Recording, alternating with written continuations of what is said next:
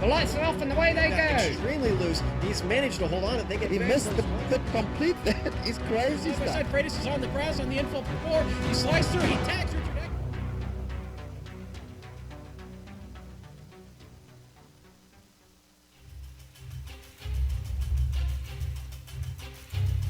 Hello and welcome to Talladega Superspeedway for the first ever 3-wide racing league event here on the Global Sim Racing channel.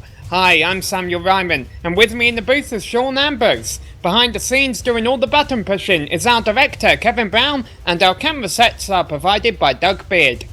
Sean, on the month where most of the Superspeedway series have been taken on the high banks of Daytona, the 3-wide racing series has decided to amp up the action a little bit on the even steeper bankings of Talladega. And you know what, Sam? There's nothing wrong with that. Talladega Motor Speedway is Talladega Superspeedway is located in the beautiful mountains of Talladega, and tonight's going to be a great night to get out there and do some 3-wide racing, possibly 4-wide. We got 50 laps around this 2.66 mile track tonight. We're going to do it in the B-class cars, the Camaros, the Mustangs. Those things are going to get out there and run really fast. Going to approach speeds of almost 200 miles an hour. May not quite get there in a draft, you'd be lucky to. 0 resets tonight. You get no fast repairs tonight, so you got to be real careful out there. You make one wrong move, you could end your night real quick here. I'm going to run a fixed setup with these guys. 3-wide racing running a fixed setup tonight. Got a bad fast setup to get around this thing. Everybody's on a level playing field, so strategy is going to come into play. With only 50% fuel in these tanks, you're going to need about 15 to 16 laps. You're going to have to come in and get some fuel, and if you're going to fill up, you might as well get 4 fresh Goodyears, because you're going to need those too. You'll be going pretty hard. Only 15 laps. Tires, you could do two stints on those, but you're going to need at least 3 pit stops tonight to get this thing done. So we'll be a good idea to take some fresh ones at some point. So we'll see how everybody plays that.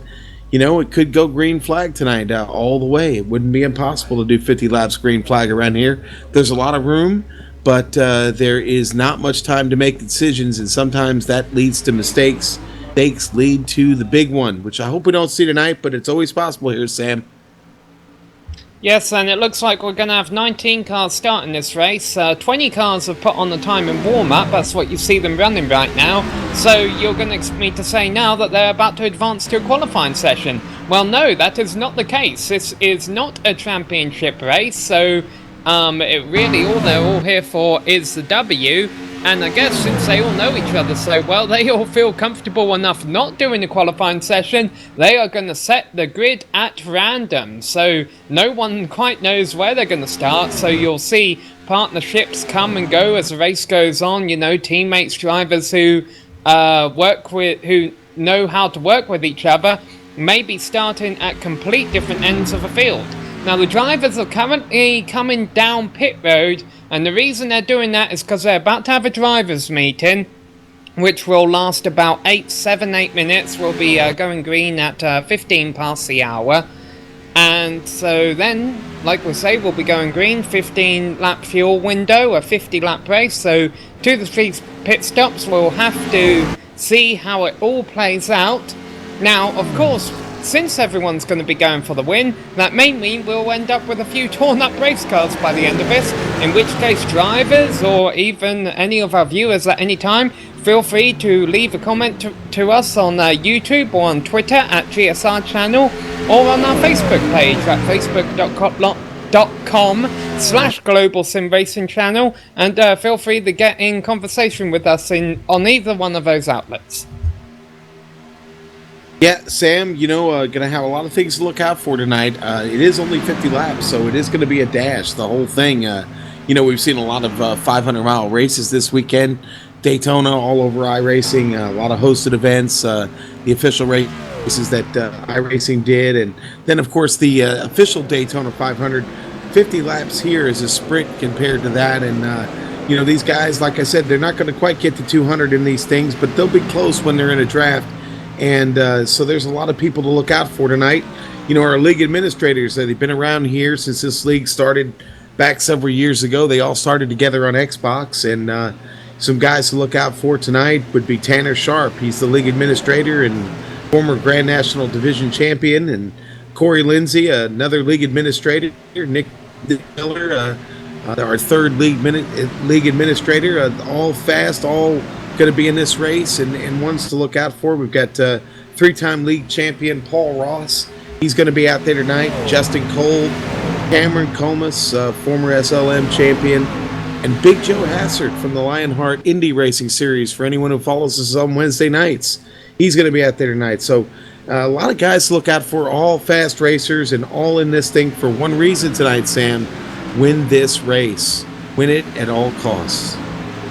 And I love how the league organisers went to all that trouble to tell us which of our drivers have been successful in the past, where at the end of the day it doesn't make a heck of a load of difference around here at Talladega. If you end up with a bunch of competitive drivers, it is going to be a bit of a crapshoot. Yeah, 20 cars right now with times on the board. There is a second spread out between them, but that of course it could do with the draft on what laps they had runs and all that. And honestly, even though we've seen a few cars having incidents around the speedway, it looks like drivers just falling around and spinning around. Honestly, when they've been pack racing in this warm-up session, Sean, they've looked to be pretty clean. Yeah, and you know, these cars, this B-Series cars, these Ford and the Ford Mustang and the Chevy Camaro, they actually match up real well, Sam. And they do, promote a very nice set of drafting cars. You can run 2, 3, and even 4, and be really fast. As with the A-Class cars, the Gen 6, the same thing is always true. If you get hung out there by yourself, you're going to just go backwards. So you really need a partner. You got to work with somebody to get around this thing. Again, running a fixed setup tonight, that makes it even a little more challenging because, well, you may not be able to pass somebody on the outside. You're definitely going to need help to do it. So that'll certainly be something to look out for tonight as we roll forward and we get ready for 50 laps here.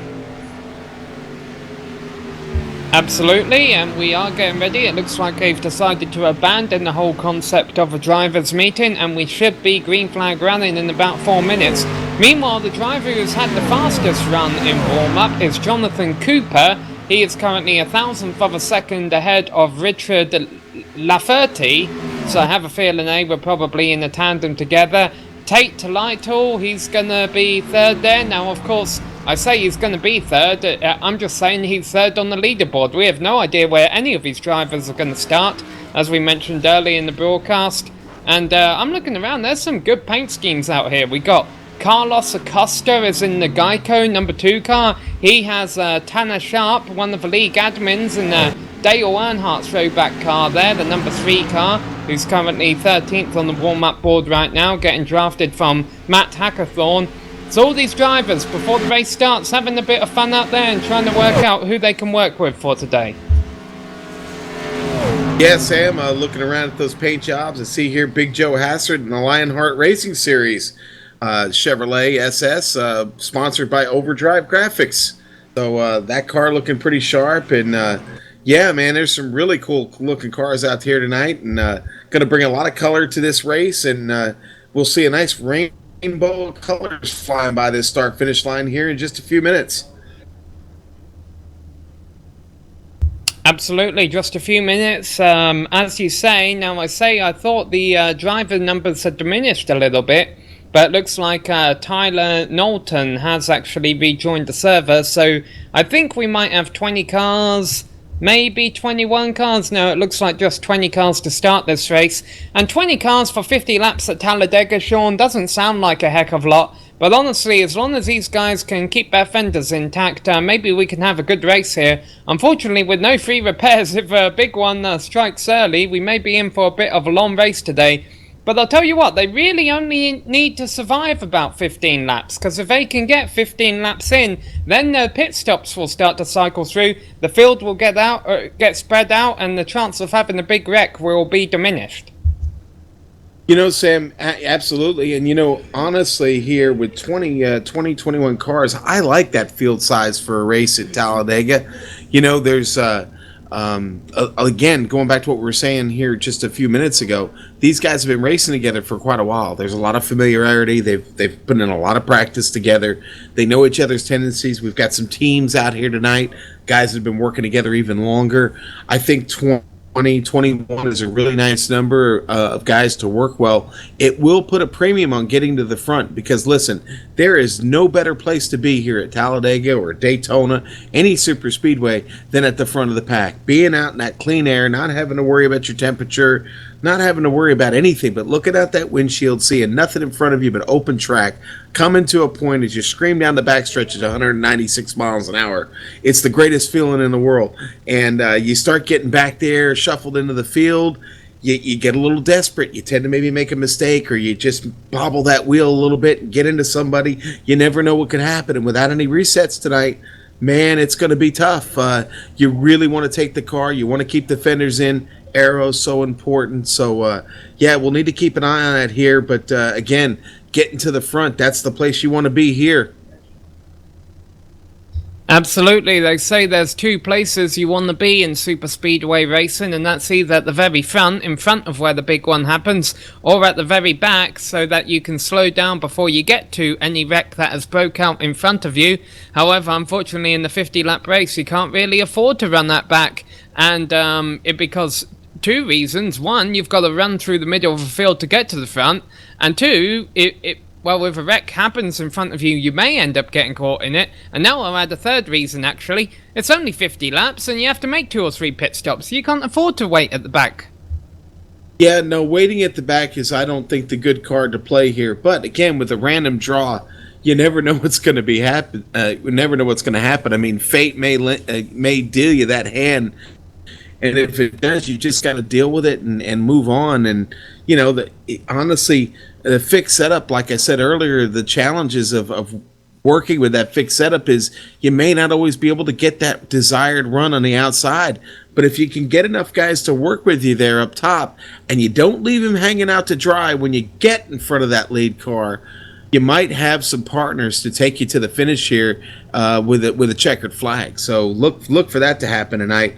It will be fun to see who decides to team up and work this thing together here in the early stages of the race. So again, we know it's going to be about 15 to 16 laps before they get to that fuel window.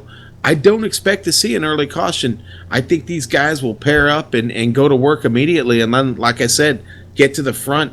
And I think we'll see that shuffling back and forth all night here.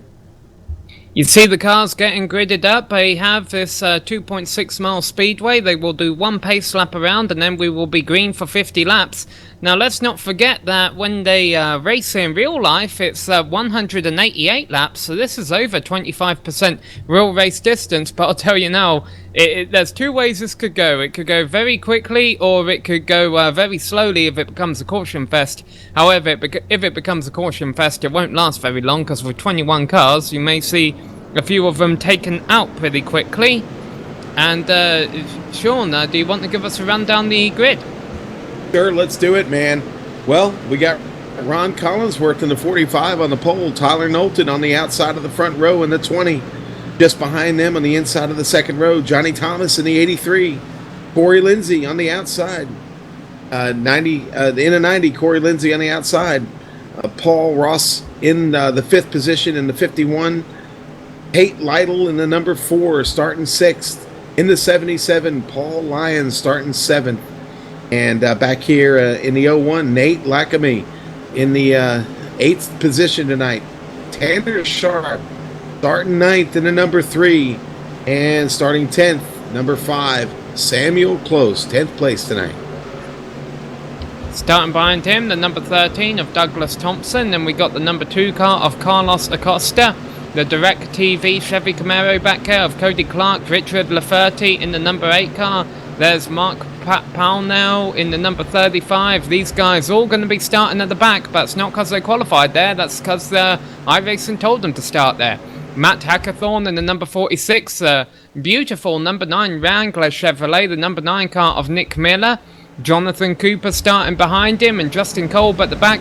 And all on his lonesome, rounding out the field is Nathan Young as the pace car leads them out to turn 4.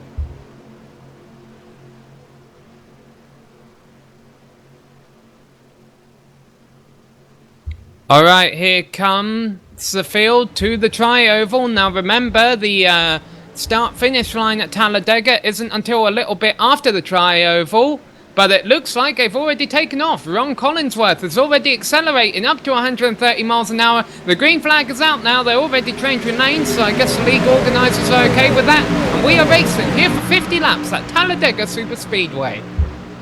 And here we go, Sam. Getting through turn one can sometimes be the biggest challenge at these races, but it looks like everybody's behaving themselves right now. Just slip it in line. Follow the leader right now. Take it easy and keep these cars in good shape till the first green flag pit stop, it looks like. Nobody really challenging for position here yet. Yeah, already got some tandeming going on up front between Ron Collinsworth and Tyler Norton. They're both in Chevy Camaros. In fact, you have to go back to... You have to go back to... I'm trying to look at the grills of all these cars. The top 10 are all Chevys. Boy, this is a Chevy fanatic field right here. Why not? The Camaro is a beautiful looking car, and it's even more beautiful when it's up front, and that's where Ron Collinsworth is right now as they complete the first lap. Yeah, it looks like we got a couple of cars up there trying to break way up on the top side here as we watch them go through turn one. Got the 5 up there up top, the 3 down inside of them here, and they're right now trying to make it work up top. Got a third car going up there to follow them, so that pack back there starting to move a little bit closer to the front pack now, Sam. Yeah, and we've got a 6-car breakaway. However, the driver leading the outside line, Johnny Thomas, actually blinked on my screen there down the backstretch a little bit. And this is not a track where you want to lose your internet connection. But I'll tell you what, the number 83 car is back, and he is there on the high side. And it looks like we are going to have our first lead change at the completion of lap 2. And Paul Ross is right behind. And look, the second pack has also charged this lead pack down as Paul Ross and Johnny Thomas go to the bottom. But Paul Ross decides to fake it. Johnny Thomas is there, and now Paul filters in behind. Oh, and there's contact for third. Corey Lindsay up into the outside wall, but they're able to save it. Yes, he was. Got that car falling back there, but he was able to save it. Man, that was... Oh, someone's spinning Cody Clark hard into the inside wall. I don't know if that's going to bring out a caution. I don't think it will. No, it hasn't. Corey managed to stay off the race surface. Looking at that replay right now, he checked up for the car in front of him. The two got a little loose going in, and he checked up, tried to get back to the racing surface, and then the car just went around on him, and he hit that inside wall really hard. He's going to need a lot of repair on that machine. Cody Clark, though, has survived to get back to the pit lane. And meanwhile, the racing has broke out up front again. I will tell you that Joe Hassett has lost the main draft, but providing the caution comes out while he's still on the lead lap, he could certainly still be in this thing. Johnny Thomas has led the last 2 laps, but it doesn't look like he'll lead the next one. Paul Ross has picked up Tyler Norton. They are tandeming on the high side. They're clear. I think Tyler is telling Paul that, and they can come down low. They have a huge lead over the rest of the pack now, but that probably won't last for very long, the way the draft works around here. Johnny Thomas is down to third. Up on the high side is Corey Lindsay, and I am trying to work out who that is on the hood of Corey Lindsay's number 90 Camaro. Well, watch this tandem right here, Corey Lindsay and Tanner Sharp. They've been working together here since pretty much the start of the race. Now they got Richard Lafferty right behind them. These guys have been fast up here on the outside. It does look like Corey Lindsay decides to take it down inside there. Tanner Sharp sticking with him and tucking right back in behind. And here they go, back up to the outside. They're going to try and catch these leaders and put the move on them here going into the turn. Can they pull it off, Sam? I don't know. We'll see here. They look pretty strong up top. Corey Lindsay leading Tanner Sharp right behind him. They are working together, but it does look like Paul Ross and Tyler Knowlton are able to hold them off for now as we get ready to head back across the start-finish line. Yeah, usually in the turns the inside line works better no matter how much help there is upstairs, but when they get out to the straight, that's usually where tandem that is that tight together can pull off, and that's what's going to happen as they come out of the tri-oval down the dogleg into turn 1, and Corey Lindsay abandons the number 3 car of Tanner Sharp, who had helped him work his way up there. And right now Tanner has absolutely nowhere to go on the inside. There's almost contact there for second, and that puts the Chobani number 90 car of Corey Lindsay up.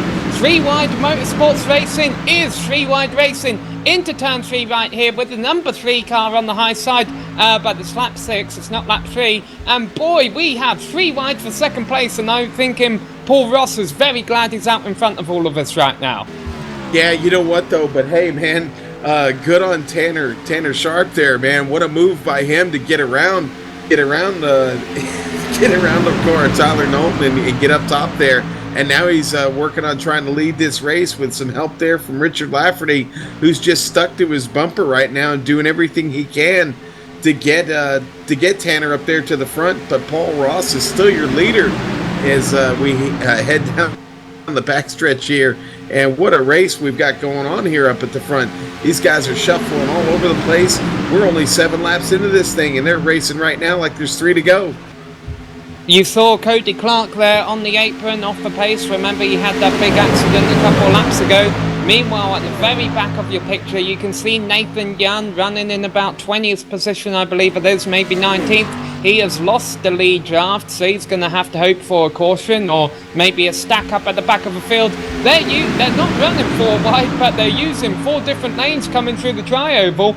Paul Ross has been able to lead this race for the last few laps, but there's I don't know how many times second place has switched, and look at the number 90 car of Corey Lindsay. I'm pretty sure he doesn't like a middle lane, but it seems to have been in it for most of this race. Paul Ross likes the top spot, that's for sure. And that's where he's been most of the race, and there's a bobble at the back there, and someone's on below the apron. It's Douglas Thompson, and he's going to get loose on the apron in the number 13 car, but he's able to save it. Yes, he is, and man, that was real. Ooh, he's still a little sketchy getting back on the track, but he is back on the track. Douglas Thompson is back on the track in that number 13 machine. That was a close call in the number 13 Shark Week machine there. Douglas having a little bit of trouble there, but did manage to save the car. He does have someone coming up in his mirror now. It looks like the number 12 machine, Nathan Young. So these two can hook up, get together, and not lose too much more pace. Right now, they're only about 4 seconds off the lead. So, you know, they could work together and stay on the lead lap here. May not hurt them too bad, Sam. Yeah, well, if they can certainly work together, they'll be able to stay on the lead lap. They might not be able to win the race, though. Someone who was trying to win the race was Justin Kolb. He had really worked up well on that high side, but eventually began to fall back. And now these drivers are going to have to deal with a bit of lap traffic. Joe Hassett, I don't know what happened to him at the start of the race, but he has almost fallen the lap down. He is probably going to be going about 10 miles an hour, 5 miles an hour slower than these leaders. Paul Ross continues to lead the field. Justin Kolb running the high line in that black number 25 car there with Tanner Sharp glued to his rear bumper. They're still 2x2 throughout this main lead pack. Here comes Justin Kolb. He's coming to the lead. We'll have to wait and see what Joe Hassett does down here in turns 3 and 4, Sean. I expect Joe to be up on the high side of the track. I think that'd be the best thing. He knows most of these guys are down here fighting on the bottom side. He's probably going to let these guys know right now that he's heading to the top. And as we see here, Joe is heading up into that high groove. He's going to stay out of this and let these guys fight. I'm not real sure what happened to Joe on the start. Maybe he had a neck connection problem or something there to start the race off. But as you see, he is staying up out of the racing line. Tough place to be right now for Big Joe Hassett, but these guys are working with it. It looks like they're getting around him just fine. Not much trouble here, but we do see 3 wide racing here through the first and second turns, and pretty tight pack traveling through here, man. These guys are hustling, and right now, Justin Kolb is falling back, and it looks like Paul Ross is back up to the point there with some help from Tanner Sharp. Tanner Sharp trying to make his way to the front of this thing, and man, that was close. But Paul Ross got back up the track there really quick, and Tanner Ross takes the lead of this thing. And there goes Matt Hefferthorn, and around goes Ron Collinsworth, able to keep it off the inside wall. Yes, he is, but the number 2 of Carlos Acosta is not as lucky, and the caution flag has been thrown. Wow, man. And what happened there? What happened? And Big Joe was going to get the wave around. is when they came around to lap Big Joe, he got up on the high side and got out of the way of the field, but the field wanted him to get his draft. They wanted to get his slipstream, and that really is what led to the 3 and the 2 and the 3 wide racing. That is what led Paul Ross to be able to take a lead. Tanner Sharp then took the opportunity to go underneath him and take a lead from Paul Ross just in time before the caution came out. That almost resulted in an incident itself. Those two were fortunate. A few of the drivers in the middle of the field not so fortunate. Yeah, and Ron Collinsworth with just a little bit of contact there on the Matt Hackathorn machine, and that really just kind of started the whole thing. It was just a little bit of door banging there, and then the 45 of Ron Collinsworth gets loose and down into the 2, and yeah, that was a mess. Really unfortunate right there, but a good chance for guys to get in here and get that first pit stop in now, just around that pit window. Yeah, and pit road is open this lap, so Tanner Sharp is going to lead them in, and it's weird to see a couple cars staying out. I'm going to guess they're the lap down cars, or maybe they just don't want to be on pit road when all that traffic is down there and they'll come around next lap, because this is definitely the fuel window. Alright, so let's see, is anyone going to gamble on 2 tyres, because this race is only 50 laps. It's a very widespread open track. Daytona, I know, has the more, and look at that, no tyres at all for Tanner Sharp. He's just fuel only. These drivers being very competitive, and it must have been the case as well for Justin Kolb. He was trying to race Tanner Sharp off of pit road there, didn't win, but there is a huge gap behind him to the next car off pit road, Tyler Norton. It looks like everyone else took tyres. Yeah, Sam, you know, you could have played that either way there, but you know, Tanner's going to keep his spot. You know, I do hear from our director, I believe we've got Tanner Sharp tonight. He's one of our in-race reporters here tonight on GSRC, and was wondering if maybe we could pull him up and talk to him real quick. What do you think, Sam? Yeah, it looks like we've got Tanner on the radio. Tanner, you were able to make a daring move for the lead there, and talk us through it. Why do you want to be up front so bad so early? Well, it was getting pretty intense for a little bit back there. So I figured that the safest place, the run would be up in front. So plus it'd be cool to lead some laps. But yeah, I wanted to be up front because it was just a wreck. Guys were almost going to wreck back there, but I figured the safest place to be racing would be up front. Yeah, now you didn't take any tyres under the pit stop, but do you think tyres are going to become an issue later in this race? It could. I'm not 100% sure. I didn't test anything out in practice to really say for sure. But I don't think it'll make too much of a difference. But if they do, I'll certainly notice it, and I'll just drop to the back and just ride in the back for a little while.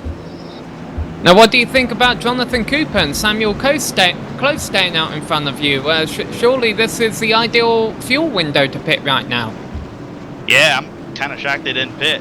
But I don't know. My goal is just to stay up front here, and I'm shocked that they didn't pit. All right, well, fuel. Yeah, well, the pace lights are still on. Maybe they'll come in and top off this lap. Sean, is there anything you'd like to say, Tanner, before we let him get back to work? Yeah, hey, Tanner, doing some really good work there up on the outside. You like that? You like that top groove here at Talladega? Yeah, I think the outside lane's gonna be the way to go. If it was like the last lap, because if whoever leader is gonna hug the yellow line at the bottom of the drafting partner, so I think the winning move will be on the outside lane if we push hard enough. I was telling my teammate, the 25, not to side draft because I wasn't pump drafting him very good. So if the outside lane, I think will work best for pushing.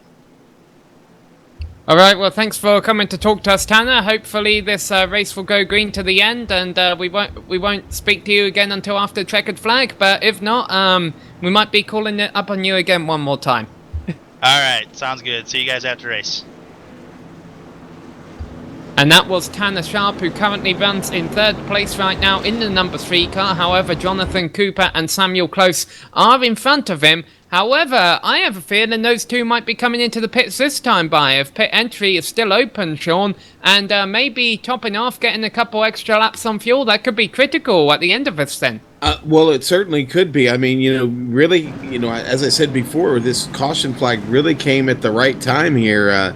We got a great start to this race here. Nice green flag run. I think everybody started to get comfortable with each other, and I think we just saw a little mistake there, maybe even a little net code. I'm not sure. It could have been one or the other, but it does look like these guys have decided to stay out, and it looks like right now the plan is just to get to the next caution window or the next green flag pit stop, but it's going to be time to go here pretty quick. And it looks like, do we have the lights off on the pace car yet up here? No, they're still on. So we're still going to have another couple of circuits around this thing before we go back to green.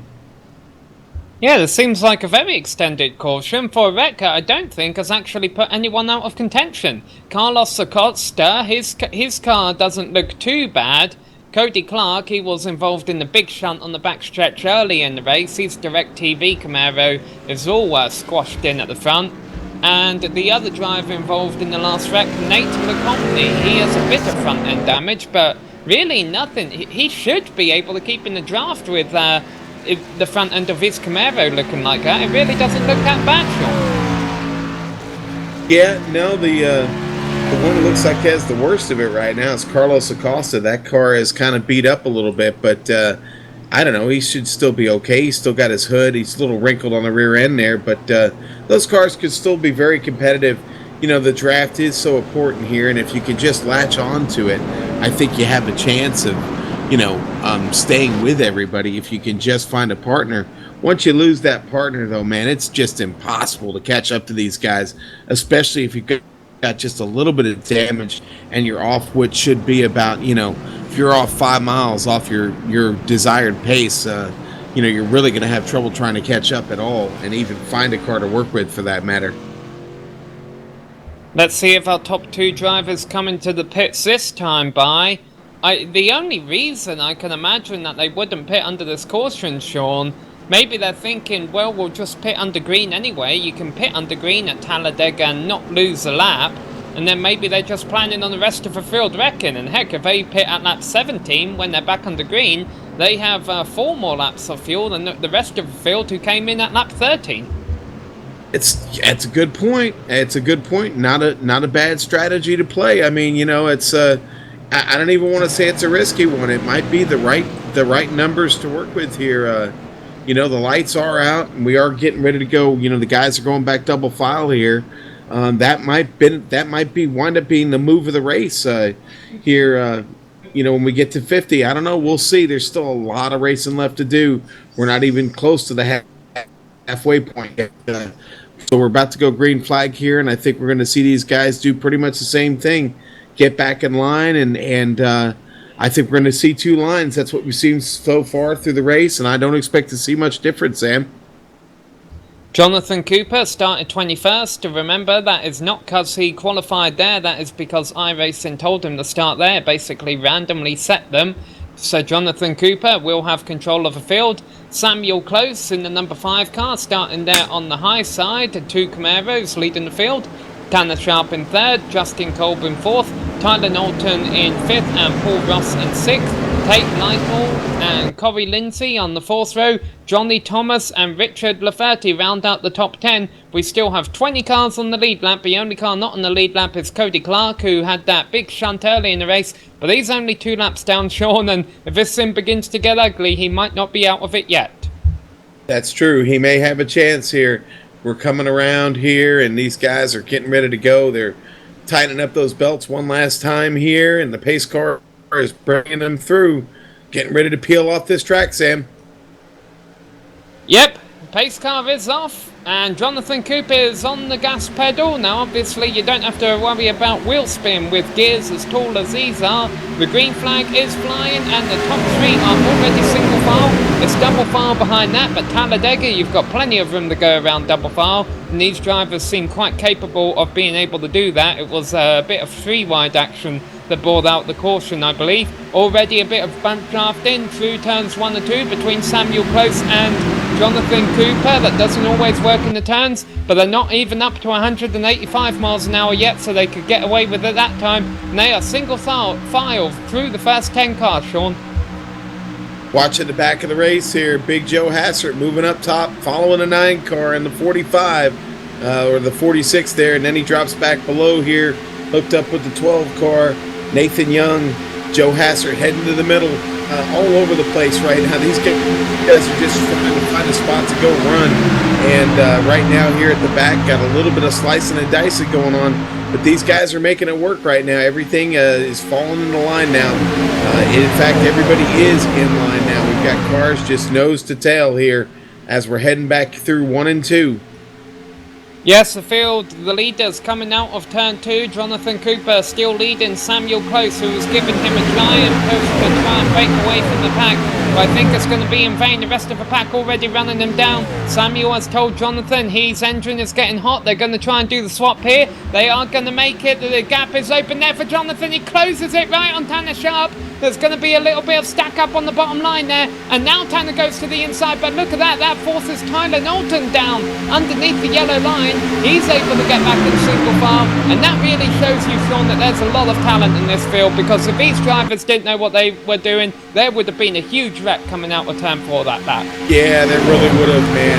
That was some really, really good driving there. That's a sign that some guys have been driving together for quite some time. A lot of patience. They know what to expect and feel comfortable racing around each other like that. But don't give up here on Samuel Close and Tanner Sharp. Don't give up on Samuel Close here, working with the 23 right now. They are making a move here around that top side, and they're not going to give up on it. Looks like they're stuck to that and committed to it. So I would expect to see them here push their way back to the front with just a little bit of run here. I confess I'm not the biggest fan of the colour of Samuel Close's car, but I do love the first name he has. It sounds like it sounds like a name of legends. Anyhow, we have another car running up on the high line now, Tate Lightly. Now, I like the look of this car, this red and black number 4 car. That just looks vicious. Right now, it's not acting very vicious. Tate actually falling back a bit there on the high side, but it might take a bit of time to get it working. He really needs Samuel to give him a little bump up the back there. That's not going to happen down the backstretch this time. The inside line still running very strong, and it looks like Tate and Samuel are going to have to try again in a few more laps. Watch these two cars here, the 8 and the 83. I'm sorry, Sean, but Jonathan Cooper and Samuel Close still have not been in the pits. No, they haven't. And now they did save fuel by that long caution flaps. So but they can't have any more than about 2 laps of fuel left in them here, I don't think. So keep an eye on that. And I'm watching this field right now. Here we've got 1st to 10th, 11th place, all separated by a second, all nose to tail. Big Joe Hassert coming from all the way back, making his way up the outside very patiently here. Now following the 51, right behind Paul Ross there. Big Joe Hassert up on the high side, following him, and quite a run going on up there in the top groove while all these guys fight down below here, jockeying back and forth. But I'm seeing some cars blinking. Now I don't know if it's me or if it's some of these guys having a little bit of net code, but that would concern me if I'm riding behind some of these guys right now. Hard to work with someone when they're not there and then they're there. You see, some drivers have kind of dropped back from the main pack. It's really about 15 drivers in the main pack. However, as we saw earlier, they can definitely still get back in it. But right now, they're going to have to get by Tanner Sharp for this top spot, because we certainly, ever since Tanner has had the lead, I know these are fixed setups, but him and Justin Kolb are working really well. No one's really made a good run on the high side, and they're 3 wide there at the back of the pack. It may look impressive, but it's actually a lot slower than running single file. And into the pits comes Samuel and the number 23 car. Yep, Jonathan Cooper's in. Cooper is in. And he spins! Oh, he does. He's in the wall. Yep. So, fortunately, not that much damage. Cooper and Close are in, and he did get a piece of that wall. I hope he doesn't get a penalty there for coming in too hot. We will see here. He's missed his pit. He went too far forward. He's had to back her up. Keep an eye on him now. Yeah, that's certainly not going to help him, but I can tell you right now he was definitely below the speed limit when he crossed the line.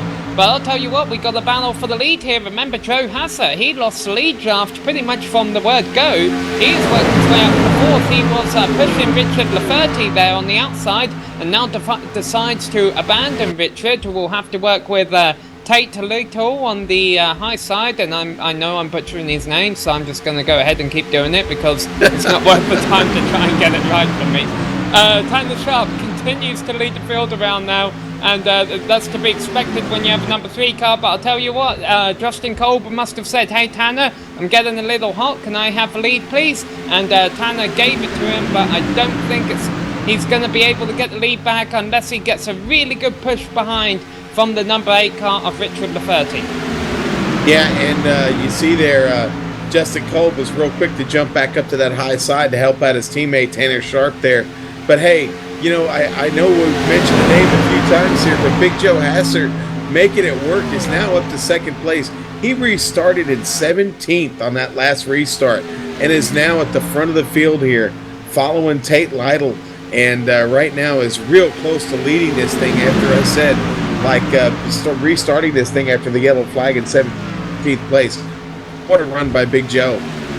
Alright, let's just temporarily take the cameras away from the front of this field. We'll get back in momentarily. It looks like they all got out of turn 2, okay. Let's go over the turn 3. Look at this. Samuel Close and Jonathan Cooper working really hard together. They are running at about the same speed of leaders. They're 3/4 of a lap down, but they're not losing any ground. So if the caution comes out, they will most certainly be able to retain on the lead lap and catch up with the leaders. Now let's go back and have a look at the leaders. Tate Lytle still leads them around. Right behind him, Big Joe Hassett. And right behind him, Corey Lindsay with Richard Simmons Cross Trebani Girl lookalike on the hood of his car. I still haven't worked out who that is.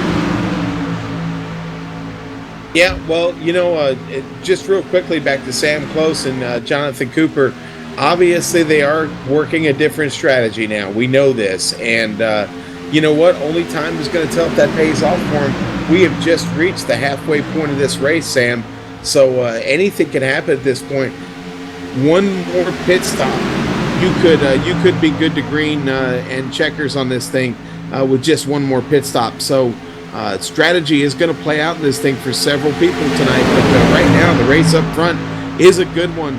We do have cars stepping up top there, trying to make a move around the 8 of Richard Lafferty, the 83 of Johnny Thomas up there working by himself right now, trying to get some help from the 51. Oh, the 51 is up under his bow, and they're spinning. Around goes Paul Lyons 77. around. Paul Lyons started that, and the rest of the field behind him got involved, including Nick Miller, Justin Kolb, Richard Lafferty, and Tanner Sharp. Tanner Sharp, who has been leading most of the race. However, the great thing about that, Sean, is it doesn't look like, maybe Paul Lyons is an exception, it doesn't look like any of the cars were too badly damaged. No, it doesn't, but man, that was just a little bit of close contact there. Richard Lafferty got just a little bit of the bumper of Paul Lyons as he was moving up the track there, and then Justin Kolb gets a little bit of that, and the 3 Tanner Sharp gets a little bit of that, and the 9 gets in that, and he gets the 9 hit head on into the wall there pretty hard. Nick Miller banged that machine up pretty good. He's probably the one that's going to suffer the brunt of that. That car really hit the wall hard, seeing a lot of damage on the front end of that thing. Maybe not too much. You might be able to get that thing repaired just enough to be good again, but it's going to be tough. He hit the wall really hard.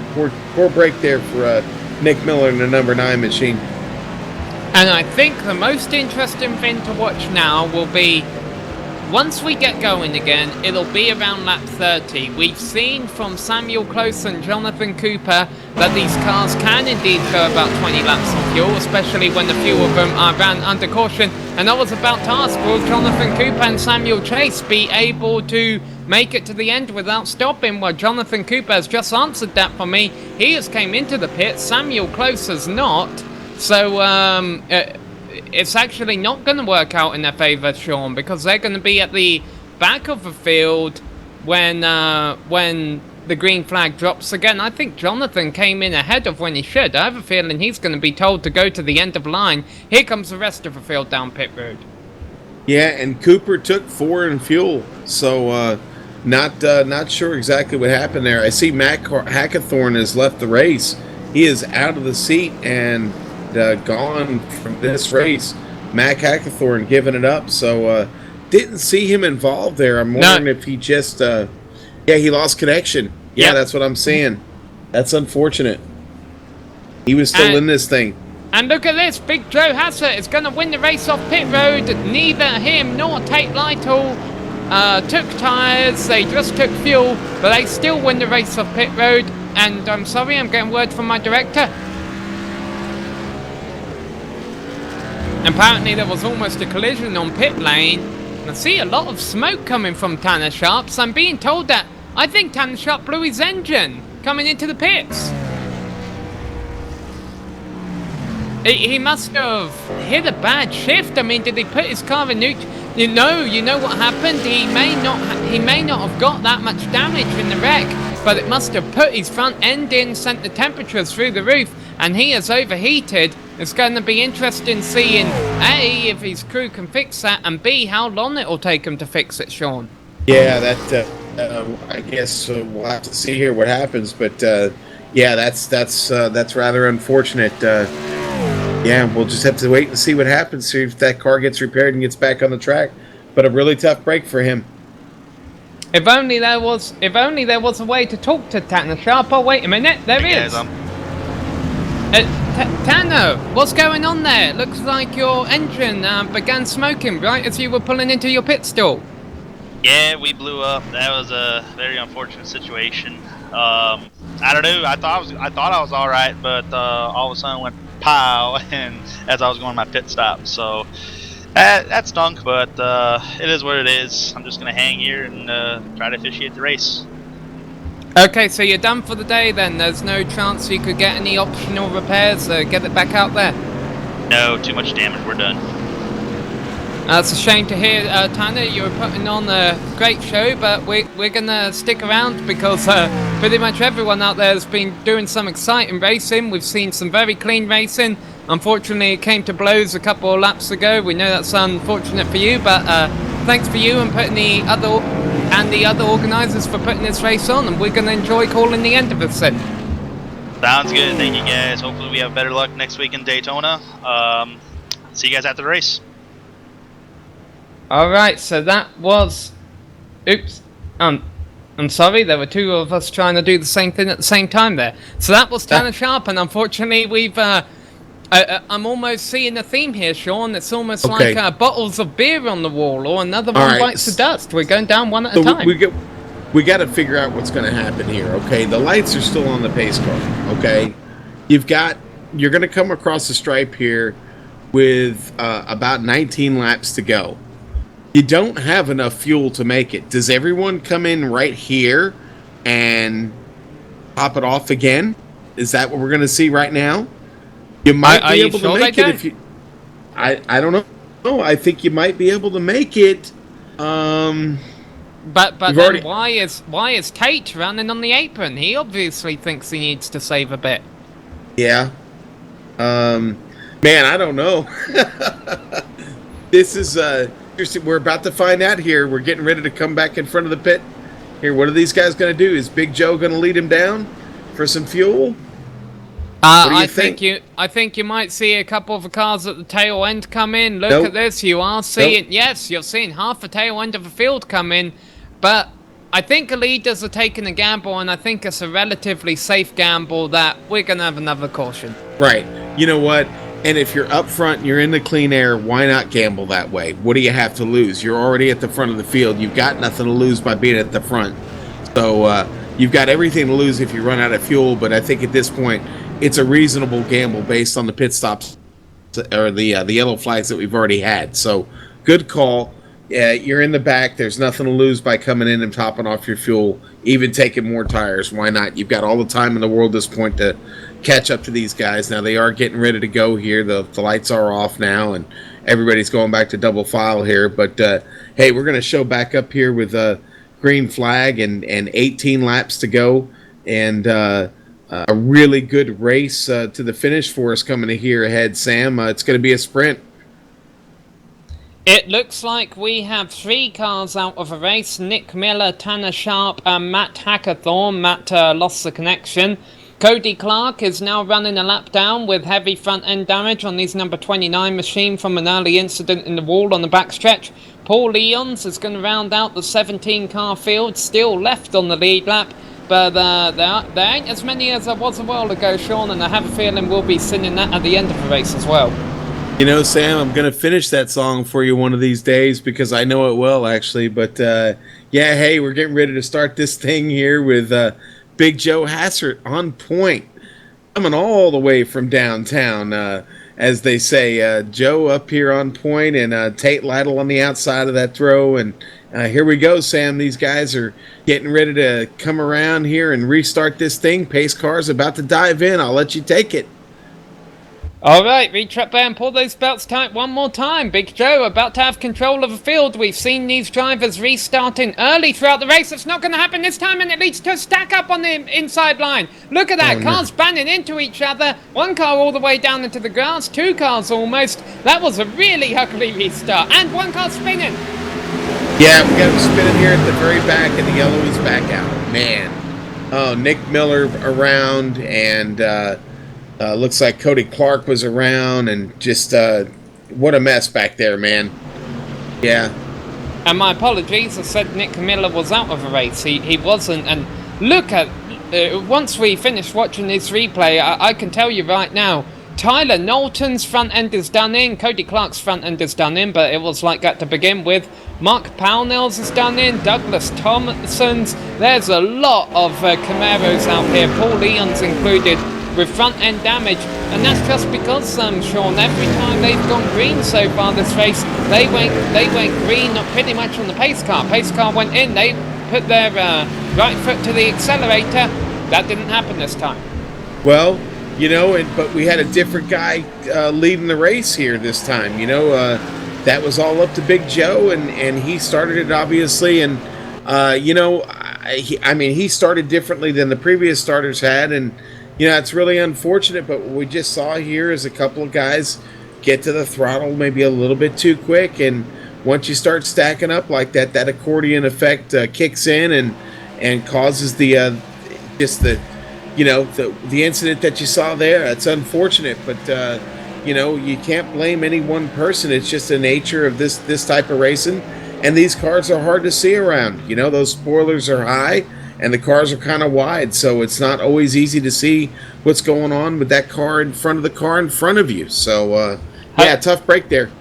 I'm keeping my eyes tightly on turns 3 and 4 because the drivers were hauling it coming down the backstretch to try and catch up with the pace car going 180 miles an hour. The pace car's going 80. I'm hoping upon hopes no one runs into each other. We don't end up with a massive stack up again. And it's not out of a question, we saw it actually happen in the real truck race at Daytona the other day. So, let's see if we have any takers. I will be surprised if we do, but we are. The leaders are coming in. The leaders are coming down, yep, they sure are. So I think everybody will probably follow them in. And 2 cars wrecking on entry, Samuel Close and Jonathan Cooper, the 2 who have been working with each other on the alternate strategy all day. A bit of contact on entry there. I have a feeling more than half of the field has a couple of scratches on their car now. Corey Lindsay overshoots his pit stall. Yeah, I just watched that replay there. Cooper just came in hot, got the rear end of Close there, and I don't know, maybe they just weren't talking to each other or weren't paying enough attention there. It's easy to lose focus, man. It's real easy to lose focus sometimes, and it looks like that's what might have happened there, and that's unfortunate for both of them because now they've got some front end damage to deal with there, and their arrow is going to be off a little bit because of that. But a couple of guys decided to stay out here. Johnny Thomas, Ron Collinsworth, think they may have the machines to make it here to the end. Collinsworth has been fast, and Thomas, although he's had a little trouble and kind of been stuck a little bit further back, has certainly done a little bit of work on the outside and shown he does have the pace to win this thing. Yeah, and so let's talk about the two cars right behind them that raced off of pit road. Joe Hassett is now going to be restarting in third, and Tate Lightly is going to be restarting in fourth. He almost beat Joe off of pit road, but wasn't quite able to do it. They are coming around here. They will be 16 laps left to go across the line. Even if the lights went off, they wouldn't restart until 15 to go. And as a disclaimer, we mentioned this during every single one of our oval broadcasts. There are no green-white checkers in iRacing. If a caution comes out with 4, maybe even 5 laps to go, that will end the race. So you're going to want to have your car up front within the next 10 laps or so after this green flag runs, Sean. However, as we saw from Joe Hassett working his way from 17th to 2nd early on, it can be done. Yes, it can, and there is still time to make it happen. Not much time. You don't have a whole lot of time to screw around here, so you're definitely going to want to put your foot in it and make your moves cautiously or not cautiously. I mean, you take your pick, but right now at this point, you're going to have to do everything you can to get to the front because you are running out of time. We're going to restart this thing with 14 laps left, and that is not a whole lot of time to get things done around here. Yep, because we're coming around to 15 to go when they cross the line this time but the pace car lights are still on. However, looking at the way the field is double filed up, it probably is 2 laps left to go until the pace car peels in. So I'm taking a look at the race order here now, at how many cars actually left on the lead lap. I can tell you for sure that I think it looks like 17. Yeah. Well, let's run through the standings to be precise about it. Johnny Thomas and Ron Collinsworth currently lead the field. Honestly, I think they made the right decision staying out, but we'll wait to see if they prove me wrong. Joe Hassett is in third. Tate Lightly is in fourth. Paul Ross and Corey Lindsay will round out row 3. Then behind them are Nate Lacomi and Carlos Acosta, 2 drivers who were involved in incidents earlier. Paul Leons also was. He's in 9th, and Justin Cole rounds out the top 10. Yeah, and in 11th, we got Jonathan Cooper, who has been up front tonight, and but unfortunately has had a little bit of trouble. Samuel Close there in 12th. Nathan Young in 13th. Mark Ponol in 14th. Tyler Knowlton in 15th. Douglas Thompson in 16th. And last car on the lead lap night now, Richard Lafferty in the number 8. He was also involved in that last incident. Coming off the pit road right now, that car has a little bit of damage. Not a whole lot. Still looks like he can be fast. He's got a little bit of trouble there up on the left front, but that car still looks like it could get around here fast enough. And he is going to stay on the lead lap. So then we've got Cody Clark back there in 18th place. He is still out there running. Nick Miller is going to still give it a shot. He's 3 laps down, but and a little bit of damage, but he's still out there on the track in 19th place. And Tanner Sharp and Mac Hackathorn are done for the night. They're in 20th and 21st place. We talked to Tanner. He blew the motor. It's unfortunate, but he's going to wind up with a 20th place finish tonight. And poor Mac Hackathorn there, he just lost connection. Didn't get back to us. Well, let's and the pace car lights are off. We will restart the 14 to go. Let's just say this. They are 36 laps into a 50-lap race, and they have only lost 2 cars. Well done on them. Well done on them. Unfortunately, there's going to be a couple more before the end of the race, I have a feeling. Now, I'll tell you right now, a surprise. Cody Clark, a number 29 car, he was 1 lap down before the last caution came out. He didn't get the lucky dog on the last caution, which surprises me. I have a feeling that may mean he was involved in the last caution.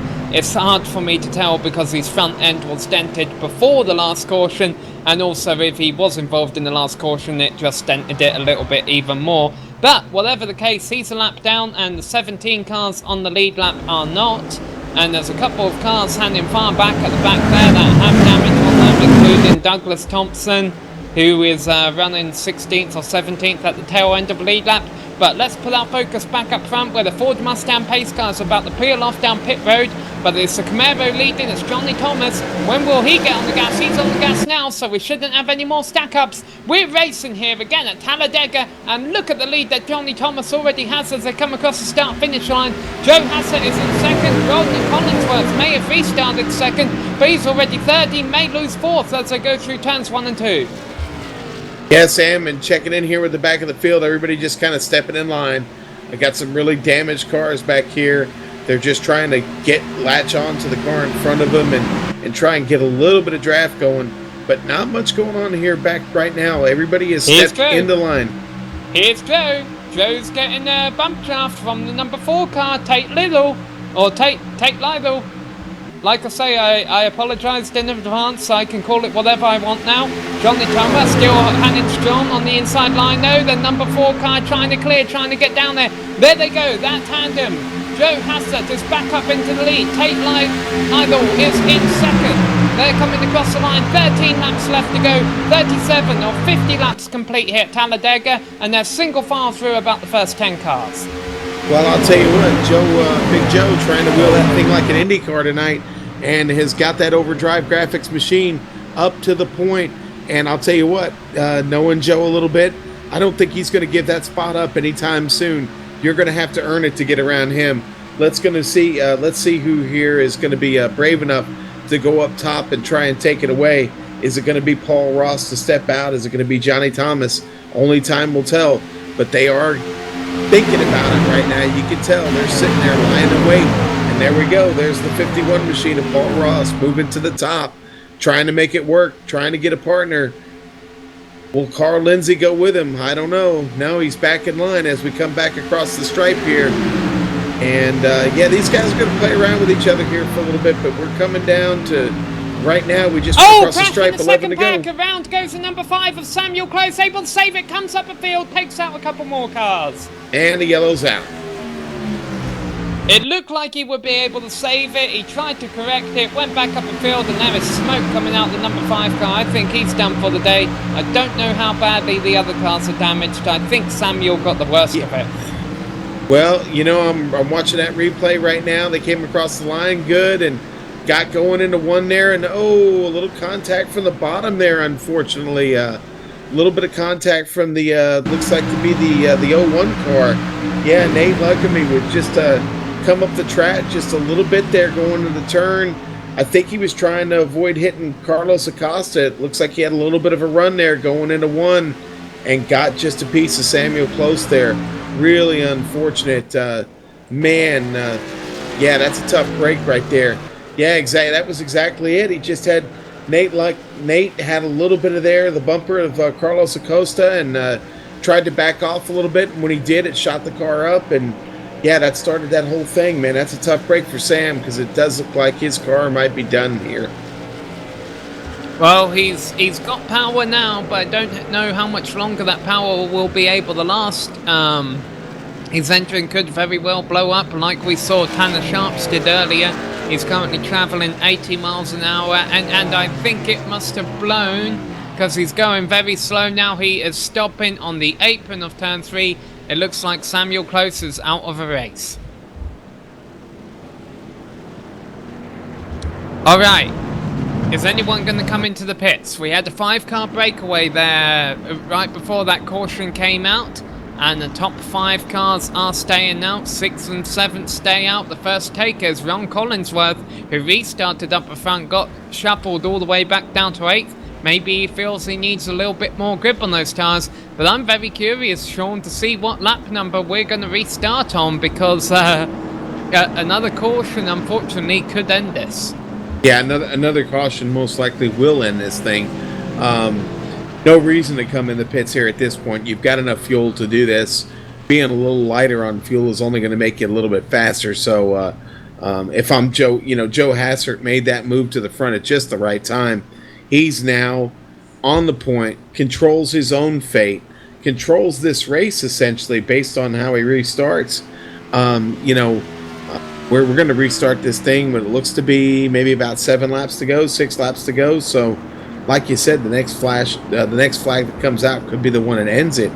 but Joe Hassard has definitely put himself in position to win this thing, and is in the best place to do it from right now, being in first. Now, who else has a shot? Well, Corey Lindsey's been fast. Paul Ross has been fast. They've done some good work up on the outside.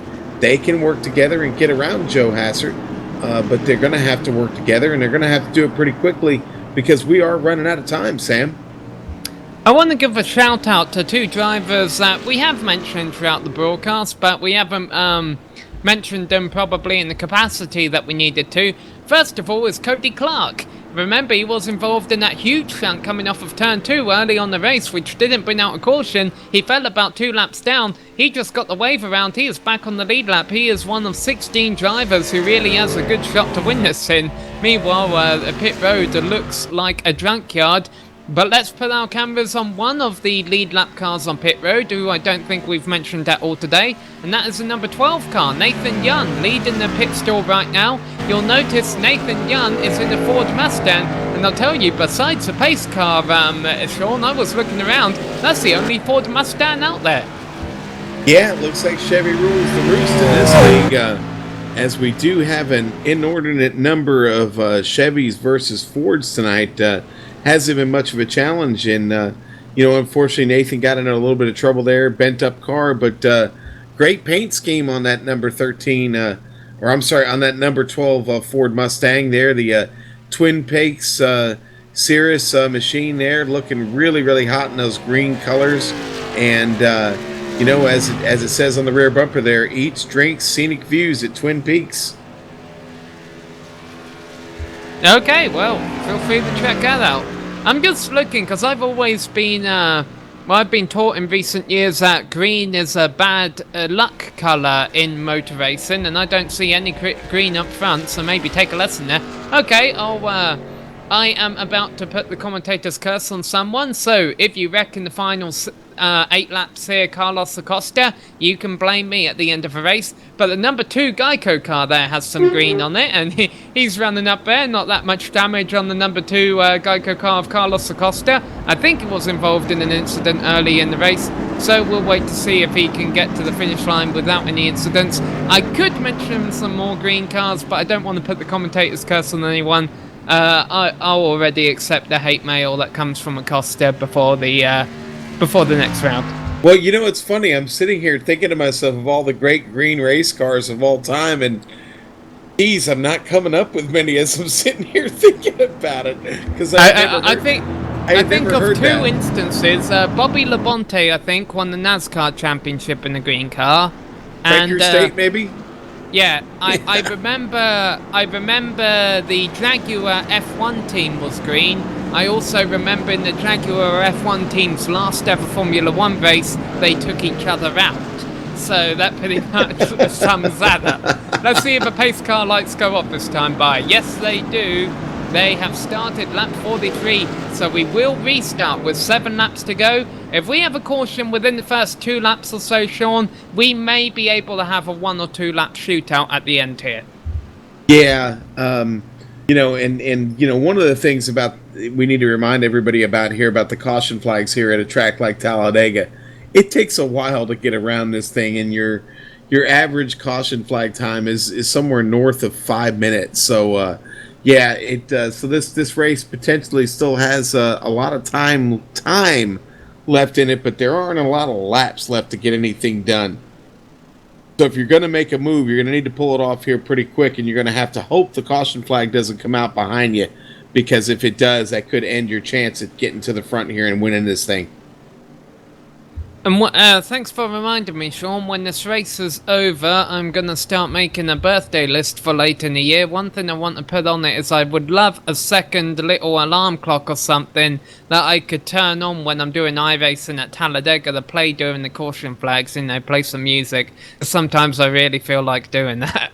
But I'll tell you what, these drivers are looking forward to getting back racing. They proved at the start of a race that they can race cleanly. They just haven't been able to do that recently, and even though there's 2 Ford Mustangs out there, that Ford Mustang pace car has had a pretty good view of the Talladega Superspeedway today. Fortunately, he hasn't had the best view that we've ever seen of it. This race was very clean and green early on, just had a couple of cautions. Let's hope this is the last one. Joe Hassett had the late restart early on in the race. He's not going to make the same mistake again. He is back on the accelerator already, 140 miles an hour before they even get to the green flag. And now Tate Lytle comes down to the bottom line. They are single file for the first 3 spots, make that the first 6 spots as Paul Ross falls into line in 4th. Guys, really spreading out right here and losing the draft quickly. Looks like we've got that 8-car breakaway up front, and then it's everybody else back here. And I got to be honest with you, with the way they spread out, I don't know if they're going to have enough time to catch up to these 8 cars in front of them. It's going to be really tough. In fact, right now we've got a 4-car breakaway. Yeah, just what I was thinking. It is a 4-car breakaway. Joe Hassett and Tate Lytle working together. Johnny Thomas and Paul Ross working together. Big gap back to Jonathan Cooper and Corey Lindsay, 5th and 6th. And then the big pack behind them who really need to get single file and try and run these leaders down, or maybe hope that the leaders get involved in some kind of incident late on here. Because we are at 5 to go when they cross the line next time by. And I'll tell you what, Sean, the caution within a lap or 2 could end it. And they're single file right now. I don't think we're going to have a caution in the next lap or 2. You know what, Sam? You're absolutely right. I don't think so. And I think these guys right now that are in this 2nd and 3rd group right here, I don't think they have a chance at this point. They've lost way too much ground. What an amazing start by those guys. Big Joe and Tate Lytle and Johnny Thomas and Paul Ross. They really got to it quick, but man, Joe and Tate are just checking out right now, and Johnny and Paul are still close enough to reel them in. But man, they have really set themselves apart. Paul Ross, Jonathan Cooper, they're just stuck in the middle, and I got to be honest with you, I don't know if they're going to get any help to get back to that group up in front. I'll tell you what, though, there was some respect for the lead there. Tate Little got a bit of a side bump on the lead car there of Joe Hassett that almost, it didn't spin him around, but it certainly destabilized him, and you can see the results for yourself. Johnny Thomas in the GoPro, number 83 car. He is up on the high side with Paul Ross right behind him. And look, going defensive is the number 11 of Joe Hassett. He's going to lose his drafting partner, the 83 car of Johnny Thomas. Blinking in and out, Tate Little actually goes up to the top side and begins working with Joe. So the 2 tandems continue to work with one another. They're getting very close there as they come to 4 to go. There was almost a wreck there between the 51 of Paul Ross and the 4 car of Tate. Johnny Thomas is in the lead in the GoPro car, but that could change within the next 2.6 miles easily. Yeah, it certainly can, man. We got a great... oh, wow. Man, Tate's all over the bumper there of Paul Ross, looks like he's trying to maybe loosen him up a little bit, but, Johnny Thomas is on point right now. We talked about that car maybe blinking a little bit. I've seen some net code out of him this evening, so hopefully it doesn't crop up here in the next few laps here. It could be trouble for these guys behind him, but Tate Lytle and Joe Hassett doing the best they can. Man, that was a quick move to the top there. Wow, Paul Ross. Quick, evasive move. Big Joe's going with him. Big Joe's going with him up top, Sam. Well, look what's happening. It happened with Paul and it just happened with Tate there. Each time Johnny Thomas blinks in and out, the car behind him has to back off because they don't want Johnny to rejoin right in front of them and then accidentally spin him out. So what happened there, I think, was Paul said, okay, I'm actually going to abandon Johnny now, and it has not worked out for him. Johnny and Paul have broken up. Tate and Joe are still nose to tail, and now that Johnny and Paul have gotten back together again with 2.5 laps left to go, they can certainly run this lead tandem down, but Tate and Joe certainly have the advantage as they come to 2 to go this time by, Sean. Yeah, quite a race going on there up front. Right now I've got Jonathan Cooper and Tyler Knowlton fighting for position back here. Carlos Acosta is back there still trying to make his way up, but unfortunately he's stuck out there by himself. But the only race left really is up front here. Tate Lytle and Joe Hassett slugging it out. What's going to happen? I don't know, man. Joe is definitely going to make a move for the lead here.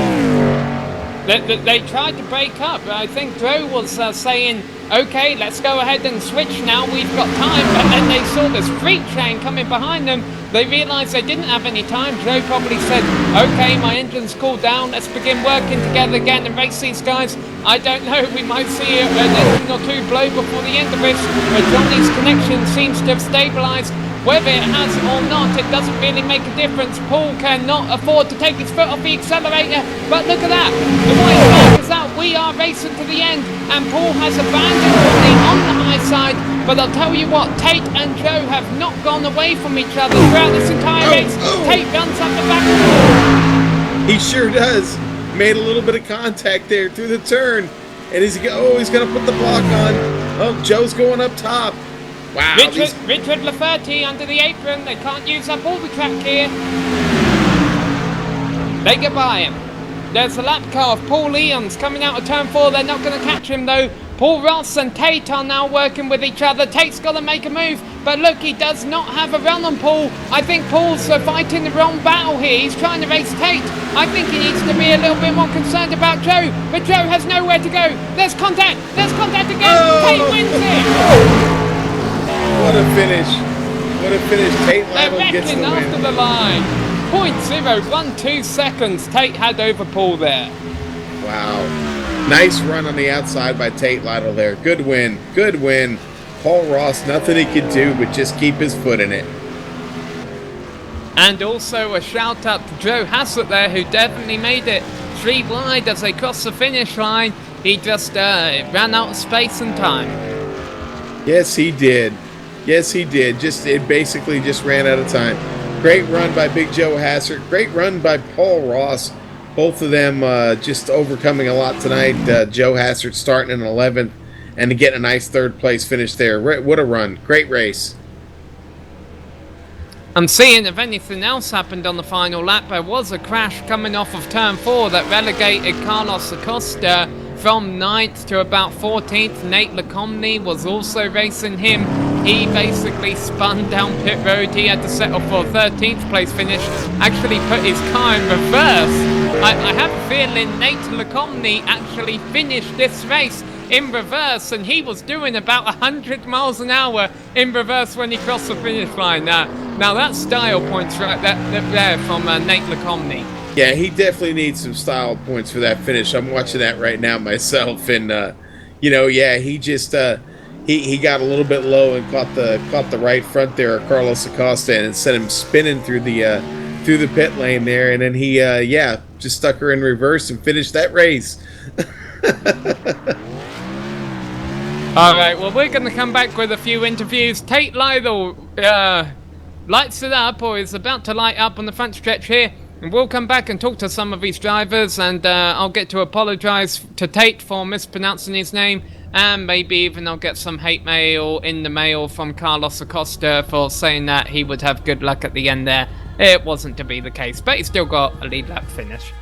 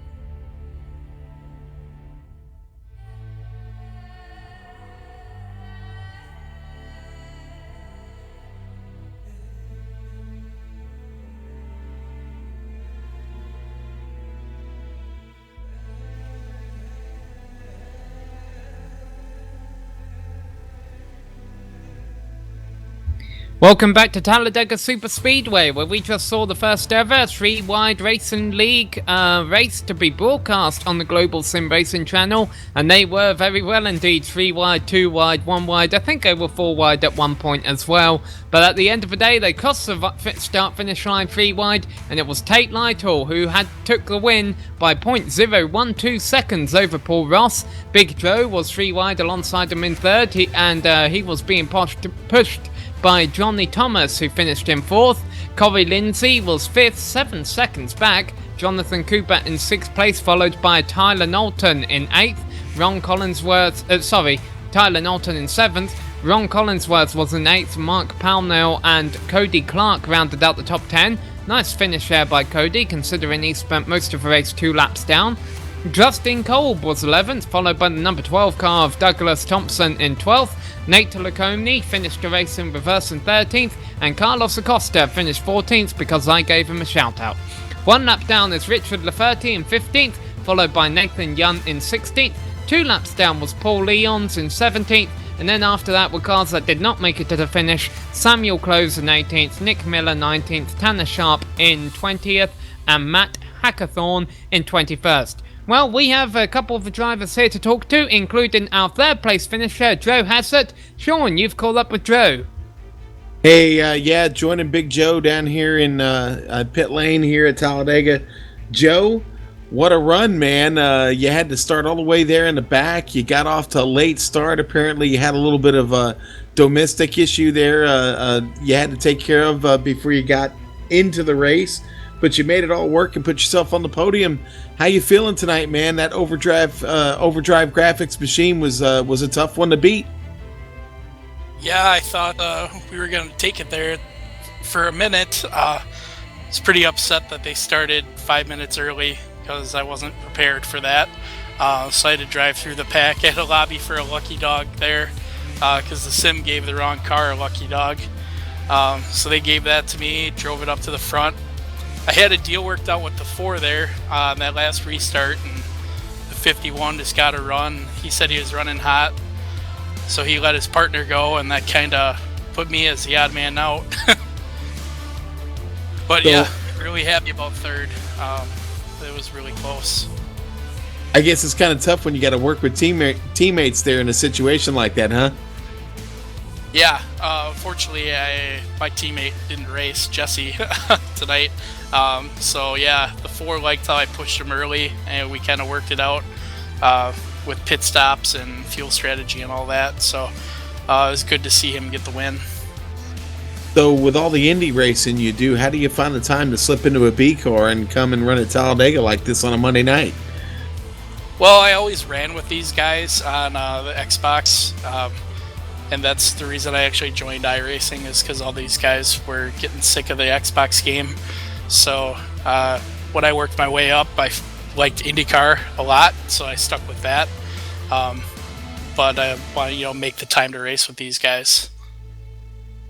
Well, hey, man, who makes it all work for you? Who do you want to thank tonight, Big Joe? Well, I want to thank Tanner for putting the broadcast on. Justin at Overdrive Graphics for making me my sweet car. And Last Lap Motorsports, and the DW Lionheart League. All right, man. Well, hey, congratulations to you. Nice to be on the podium tonight. Nice to get a chance to interview my my old buddy here, Big Joe Hassert. Good job on you. We'll see you next time. You too. I told you to watch out for the Big Joe show. We got it. Thanks, Sean. Alright, well, we've got a couple of interviews left to go here, but we're going to try and wrap it up quickly. First of all, we have our winner, Tate Lytle. Tate, am I pronouncing your last name correctly? Oh, yeah. Okay, so I apologise for getting it wrong halfway during the broadcast. I knew if I tried a few different ways I'd get it right eventually, but I'm sure you're not too concerned about that. You're just happy that you won today. For sure, man. How were you able to pull it off on the end there? There was a lot of partnerships being broke up, it seemed, in the last couple of laps. Yeah, I worked with Joe for the longest time, and, on the last lap, I was just kind of, every man for himself at that point. When I saw the 83 pull high. It definitely worked out in your advantage. You and Paul were banning fenders even after you finished the line. When did you realise you won it? Did you know when you crossed the line that you had the win? I looked at the black box, right? I don't know, probably going into turn 1 and realized that I won. I was pretty happy.